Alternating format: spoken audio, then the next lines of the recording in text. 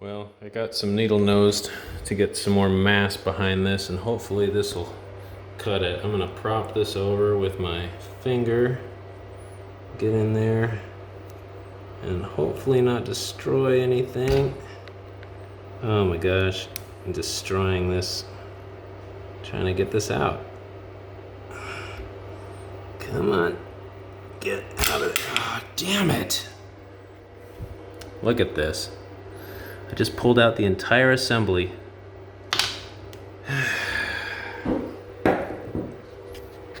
Seriously, the entire assembly. Just toasted.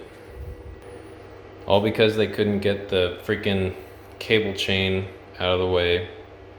I wonder how it's for me to pull apart. I'm gonna stick this right there so you guys can watch. Camera around. How hard is it to get this out? Holy crap. Okay, look at this.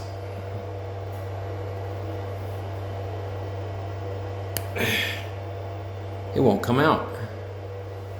It literally just won't come out.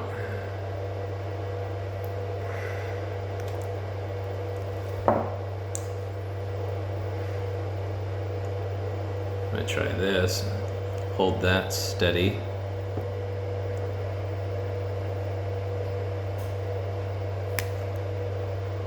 Oh my gosh, I've been wiggling it like crazy.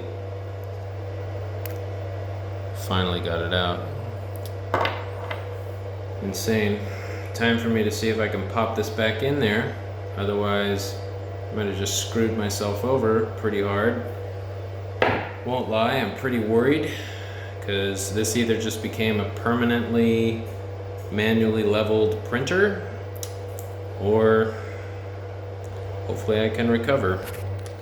We'll see what happens. Anyway, this is an extremely poor design decision of the location of this if they're gonna have a chain here, which it's nice that they're gonna put a chain. Now, okay, that's really reassuring actually. So there's just two nodes to stick on there, and I remember that it was facing this direction, so I know exactly where to go.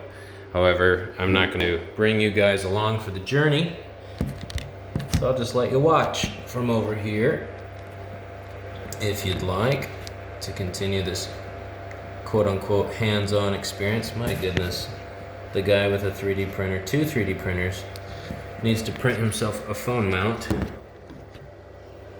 There you go. You guys can watch me try and get this in there. I'm going to attempt to use my needle nose pliers because those seem to have the most mass behind them. My goodness, this is... I don't know if those are too bulky, so maybe I'll try and use the tweezers that came with the printer. This is insane. Come on. Get in there.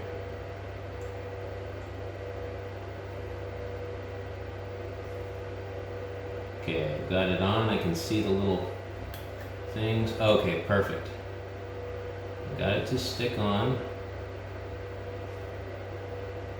Now I'm gonna try and push it down. House it.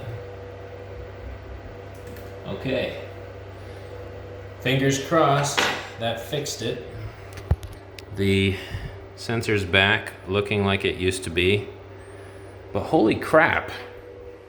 Could you make it a little easier on your end user? This is crazy.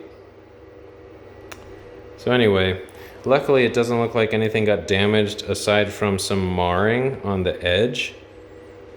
So, I mean, all the connectors are still in there and the wire is good. But holy crap, that was difficult. I can finally hit OK.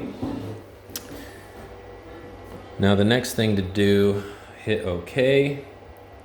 It opened up the print menu. Remove the leveling sensor first, then click OK to enter the print interface.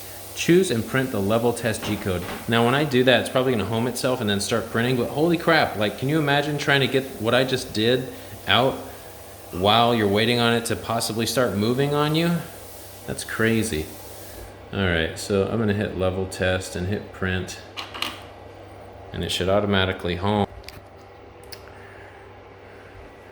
And start printing when reaching to target temperature. I love this English. I don't want to say anything that might be racist, but I do find it very fun when people struggle to speak a different language. It's just fun. Like, literally not trying to poke fun at anyone. I just think it's really fun to see different people with their different levels of English speaking, because English is a weird language. I'm learning Chinese right now, actually, Mandarin, I should say.